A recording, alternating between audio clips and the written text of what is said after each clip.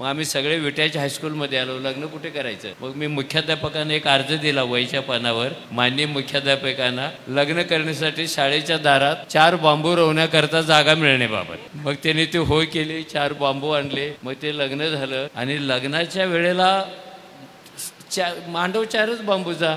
ती आली आणि मला असं मी नेहमी विचार करतो, ताई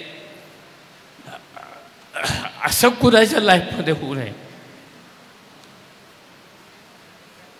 मी हे खूप लाईटरली घेत असतो, विनोद करत असतो, पण दिस इज ट्रॅजेडी. तो भटजी आला भंते आणि तो म्हणाला, मुलीचा मामा कुठे आहे, मंगळसूत्र घेऊन या. आणि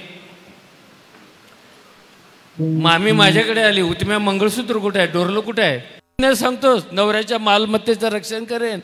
अरे मी बायको आणतोय, सिक्युरिटी नाही आणत. तो निघूनच गेला लग्न न लावता. इतका आगाव माणूस आहे म्हणे, तर लग्नच लावत नाही. पानसरे आणि गोपाळगुरू त्याच्या मागे पळाले. ते येडाय म्हणे जरा या, आणि राहिलेलं त्यांनी लग्न लावलं. आणि तेव्हा मला कळलं की मी आयुष्यात खूप मोठी चूक केली होती. लग्न करू नये असं माझं मत झालंय, पण बहुतेकांची मतं लग्नानंतरच असे होतात, ते पण मला माहिती आहे.